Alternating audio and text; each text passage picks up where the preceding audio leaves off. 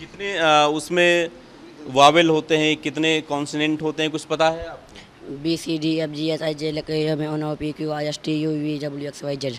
भाई आपका नॉलेज तो कमाल का। ये बताइए, राष्ट्रपति का नाम पता है आपको कौन है? जी, राष्ट्रपति का नाम जनाब श्री नरेंद्र मोदी साहब।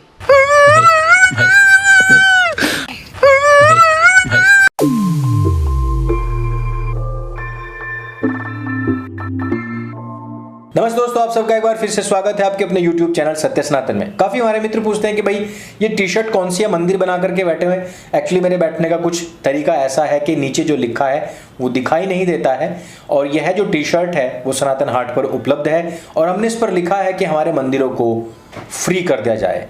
फ्री करने का कारण क्या है? फ्री करने का कारण या कराने की जो हमारी मांग है उसका कारण यह है कि हमारे मंदिरों में ताकि गुरुकुलों की स्थापना हो सके। गुरुकुलों की स्थापना होगी तो वहां पर विचार क्रांति बढ़ेगी। भारत को भारतीयता की शिक्षा प्रणाली में रखना अत्यंत आवश्यक है यदि हमें इसको वापस से विश्व गुरु बनाना है। अधिकतर गुरुकुलों में आज भी सीबीएसई एनसीईआरटी का ही जो पाठ्यक्रम है वो चलता है, साथ ही साथ वहां पर गुरुकुलीय शिक्षा भी दी जाती है जिस प्रकार से डीए भी मिलती है। लेकिन दूसरी तरफ जहां पर मदरसों का जिक्र आता है तो मदरसों के नाम पर जब छानबीन की बात होती है तो उस समय पर साजिद रशीदी जैसे लोग क्या कहते हैं? ये कहते हैं कि इन लोगों को जो मदरसे में घुसे उनको मार पीट करके भगा दीजिए। भारत में इस प्रकार से शैक्षणिक संस्थाएं जो कि शक के घेरे में हैं, यदि उनकी जांच होती है, यदि सीएम उनके ऊपर बुलडोजर चला दे, यदि अलकायदा से उनका सीधा कनेक्शन मिल जाए, तो क्या इस प्रकार की बयानबाजी करने का मौलानाओं को हक है? या फिर पुलिस को उनकी तशरीफ तोड़ करके गले में डाल देनी चाहिए? आप इस बात को हमें नीचे अवश्य बताइएगा कि इस प्रकार के सरीखे जितने भी मौलाना हैं उनका क्या हशर होना चाहिए, और क्या हमारे मंदिरों को सरकारों को फ्री नहीं कर देना चाहिए? क्योंकि एक तरफ आप मदरसे के ऊपर पूरा पैसा लुटाते हैं जो कि अलकायदा आईएसआईएस का मॉडल इस भारतवर्ष के अंदर चलाते हैं, और दूसरी तरफ कि जो श्रद्धावान लोग, जो भारतीय लोग जिस भारत की किसी भी प्रकार से हानि नहीं चाहते हैं, नहीं सोचते हैं, उनके द्वारा दान किया गया धन जो कि वो अपने परमेश्वर या कहिए परमात्मा या कहिए भगवान या कहिए देवी देवता जिसको भी मान करके वो समर्पित करते हैं, उस पैसे को लूट करके आप जकात के पैसे मिलाकर के मदरसों के विस्तार और प्रचार में लगाते हैं। उस पैसे को आप कन्वर्जन के लिए ईसाई मिशनरियों को दे देते हैं। यह घोर पाप सरकार कर रही है। मदरसों का जब जिक्र आएगा तो उस समय पर हमें उन सभी मदरसों का भान होता है, संज्ञान आता है जिन्होंने अब तक आतंकवादी संगठनों का पैसा लिया है, जिन्होंने अब तक आतंकवादी पैदा किए हैं। यदि आप एक रिपोर्ट के अनुसार जो कि इंडिया टीवी पर आई थी, जो मैंने पिछली बार भी दिखाई थी, उसमें स्पष्ट कहा गया था कि 50% डोनेशन का जो पैसा है वो बाहर देशों से आता है और अज्ञात स्रोतों से आता है। यही नहीं, बच्चों को कुपोषित रखा जाता है, साथ ही साथ यहां से आतंकवाद की पढ़ाई कराई जाती है, और यहां पर पाठ्यक्रम वो पढ़ाया जाता है जो कि औरंगजेब के द्वारा भारत को गजवा हिंद बनाए रखने के लिए रचित किया गया था। आप मदरसों की कुछ वीडियोस क्लिप्स देखिएगा जिनमें कि मदरसा छाप मोमीन जो बच्चे या कहिए गिलमे जो हैं, इनको ये तलक नहीं पता है कि अल्फाबेट क्या होता है, इनको ये तलक नहीं पता कि भारत का प्रधानमंत्री कौन है, राष्ट्रपति कौन है। ये योगी आदित्यनाथ जी को राष्ट्रपति बता दे रहे हैं, और बाद में मौलाना लोग जो हैं इनको बचाने के लिए ऐसी बात कहते हैं कि इनका एडमिशन अभी हुआ है, जिनसे भी आपने इंटरव्यू लिया है, तो बाकी का इंटरव्यू दे दीजिए। कुछ बच्चे यहाँ पे जो पढ़ रहे हैं इनसे भी बात करने की कोशिश करते हैं।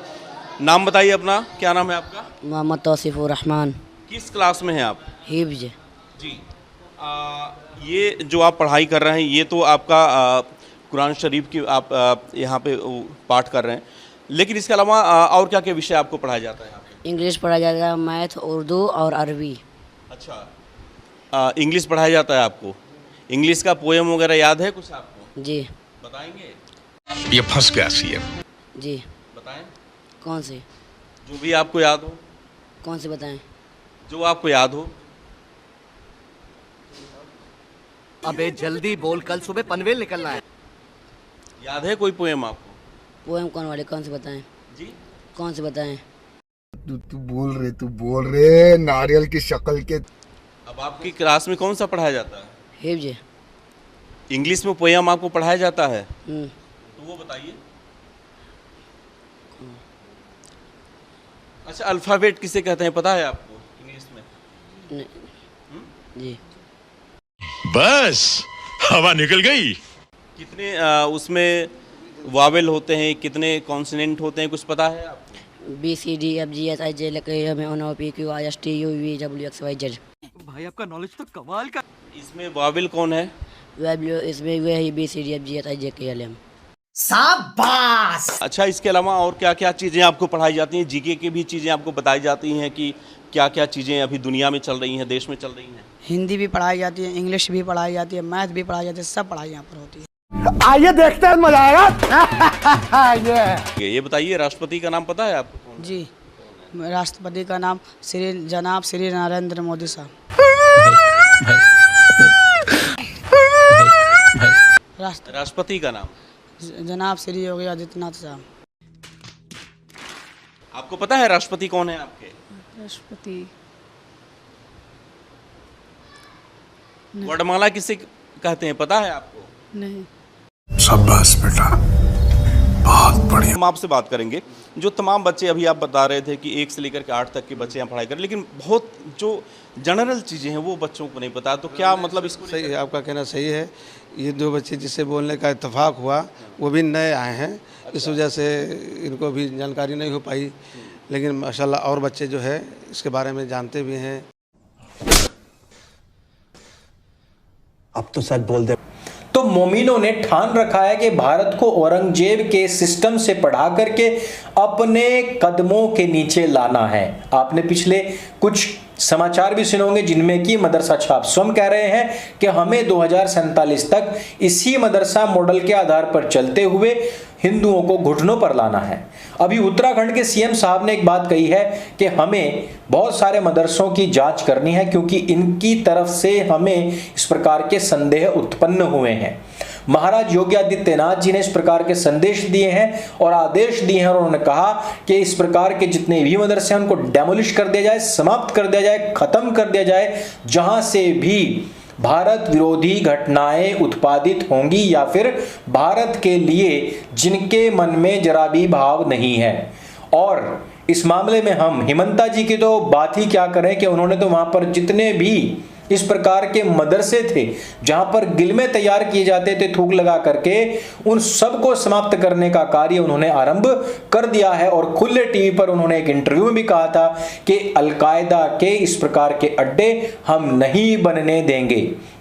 आज जी न्यूज़ पर दिए गए मेरे सबसे पहले इंटरव्यू जिसमें मैंने कहा था कि मदरसे नहीं बल्कि ये इनके ट्रेनिंग सेंटर्स हैं, इनके इस्लामिक कैंटोनमेंट्स हैं, वह जो बात मैंने कही थी आज मुझे 3-4 राज्यों में मदरसों की समाप्ति की ओर बढ़ते हुए कदम अपनी बात को कहने के बाद में आज गर्व महसूस होता है कि कम से कम एक राष्ट्रीय चैनल के माध्यम से हमने ये बात रखी कि मदरसे के अंदर किस प्रकार की शिक्षा दी जाती है और इस पर सरकारों को संज्ञान लेने की आवश्यकता है। मैं बात कर रहा हूं जो एकदम कट्टरवादी जो इस्लामिक विचारधारा को लेकर के और अपने जो कैंटोनमेंट इन्होंने जगह जगह बनाए हुए हैं जहां पे ये अपने बच्चों को ट्रेंड करते हैं।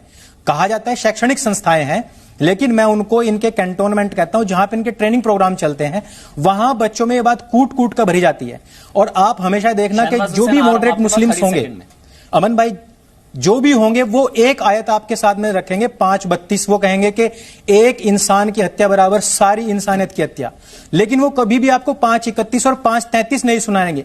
वो कभी नहीं आपको बताएंगे कि कहां पर लिखा हुआ है कि जो इस्लाम के खिलाफ जाएगा उसको सूली टांग दिया जाए, उसके विपरीत दिशाओं में हाथ पैर काट दिए जाए, उसको देश निकाला दे दिया जाए।